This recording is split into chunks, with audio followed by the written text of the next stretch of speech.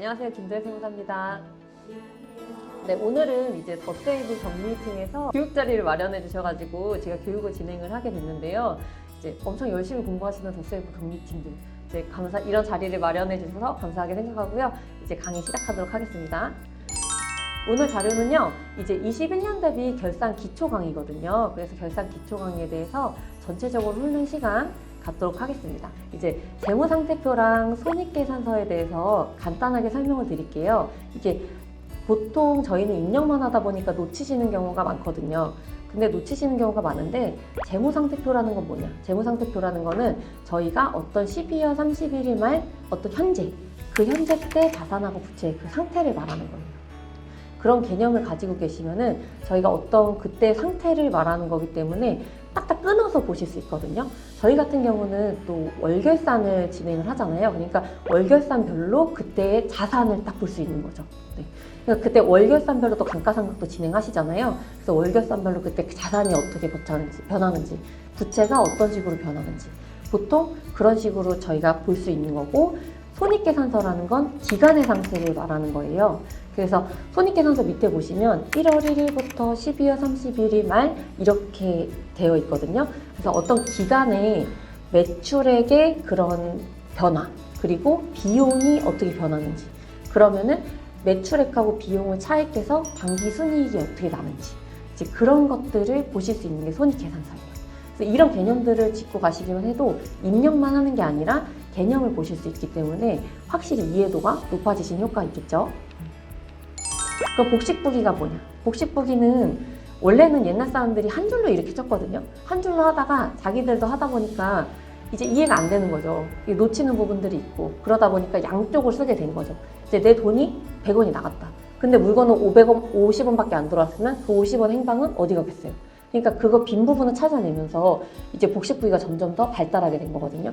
그래서 저희가 하는 게 차변하고 대변의 합을 맞추는 거예요. 간단하게 말씀드리면은 이제 차변하고 대변의 합을 이렇게 맞추게 되면서, 간단하면 그런데 이제 밑에 보시면 수익하고 비용을 빼면 기말에 자산하고 부채 뺀 거가 기초에 자산하고 부채 뺀 거랑 같아진다고 하잖아요. 그래서 이 개념을 조금 이해를 하시면 좋은데, 이 개념 같은 경우는 저희가 이제 이익잉여분 계산서라는 게 있어요. 그래서 그 부분에서 이제 나타나는 부분이거든요.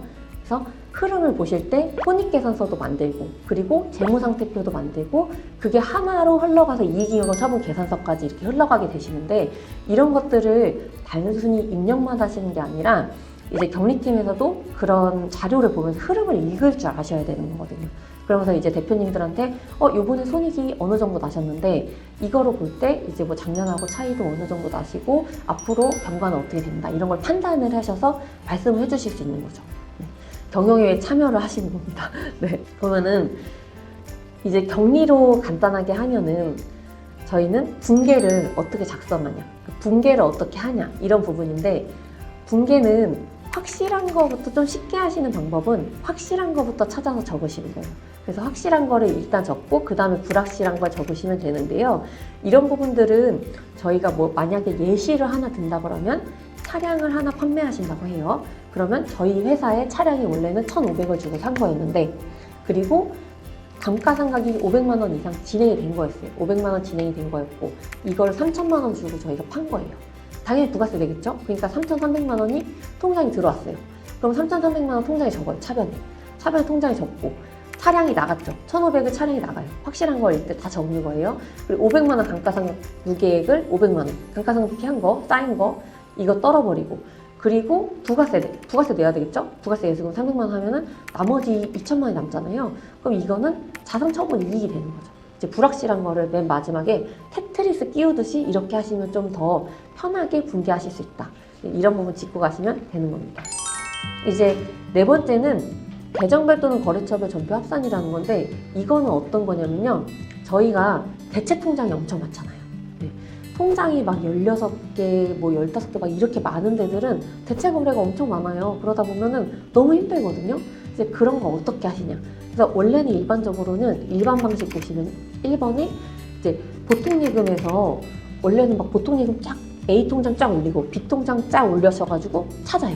이거 A 통장에 나간 거지, 이거 B 통장에 나간 거지, 이거 다 찾으신단 말이에요. 근데 그렇게 하시지 말고 그냥 보통 예금인데 이제 대체 계정을 하나 만드시는 거예요. 그래서 대체로 왔다 갔다 하시는 거는 그냥 계정 하나로 다 몰아넣으시는 거예요.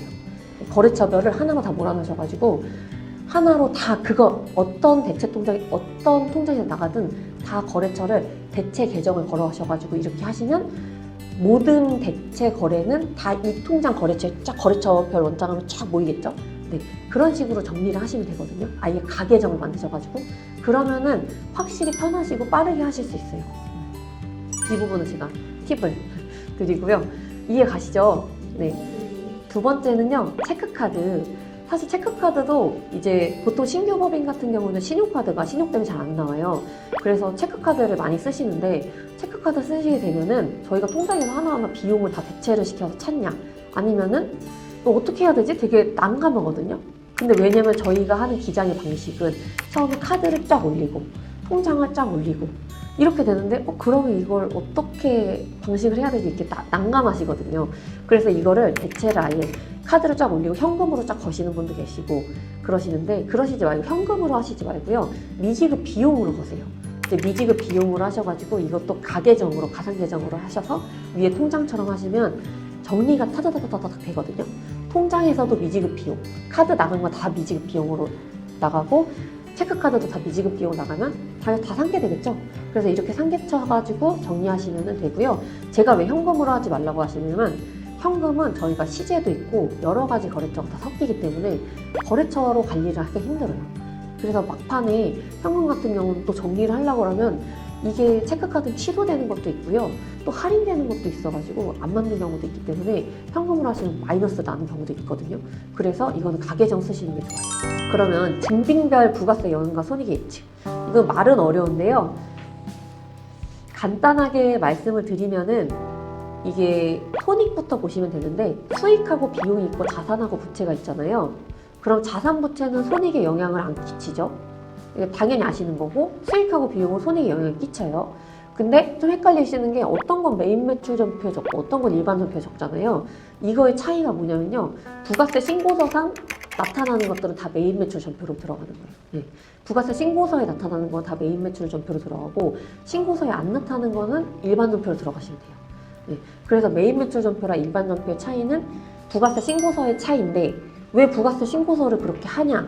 그거는 부가세 공제를 받으려면은 어떻게 해야 될까요? 매입세 공제 받을 수 있는 거는 이제 뭘 매입세 공제 받을 수 있을까요? 그렇죠. 세금계산서라는 게 이게 적격증빙이거든요. 이제 세법에서 말하는 적격증빙이 3개가 있어요. 세금계산서, 카드점표, 현금영수증. 그렇죠.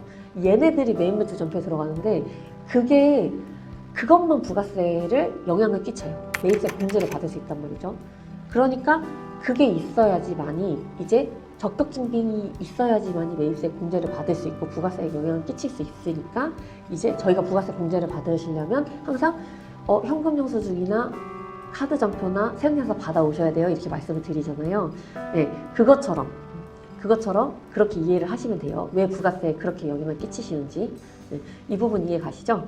그래서 수익은 무조건 메인 매출 전표에 적는다. 이렇게 생각하시면 돼요. 수익. 네. 수익은 이거 예외도 있어요. 예외도 있는데 일단 저희는 그냥 간단하게 생각하시면 수익은 무조건 메인 매출 전표로 간다. 근데 비용은 부가세에 영향 끼치는 것만 메인 매출 전표로 가고요. 신용카드 올리실 때 카과로 들어가시는 것들 있잖아요. 공제 받는 것들 부가세 영향 끼치죠. 근데 그런 거는 메인 매출 전표로 가고 영향 안 끼치는 거 저희 일반으로 다 돌려버리잖아요. 그쵸? 일반 전표로 부가세 영향 안 끼치는 거 일반으로 가는 거고. 그리고 세금 계산서에서 불공되는 것들 있잖아요. 그것도 다 부가세에 영향 끼치잖아요. 그러니까 불공으로 떠가지고 세금 계산서 그 부가세 신고서상 나타나는 거거든요. 네. 그래서 그렇게 정리를 하시면 돼요. 근데 자산 같은 경우는 이제 법인 같은 경우는 보통 적격증빙 자산을 팔면은 적격증빙을 끊게 돼 있어요. 세금계산서. 그리고 토지를 팔면 계산서. 근데 토지를 팔아서 계산서는 꼭 의무적으로 발행해야 되는 건 아니에요. 네. 그 의무 발행 의무는 없어요. 네. 그렇기 때문에 이 부분을 이제 본인들이 이렇게 수치를 하실 때, 계산서 수치를 하실 때 만약에 내가 토지를 매입을 하잖아요. 토지 매입하는데 계산서가 안 들어오는 경우도 있단 말이에요. 그런 경우는 상대편이 법인인데도 계산서가 안 들어오는 거는 그 토지는 계산서를 의무 발행이 아니에요. 가산세가 없어요. 그래서 그런 것은 예외니까 이제 체크를 한번 하시면 되고 네, 체크 한번 하시면 됩니다.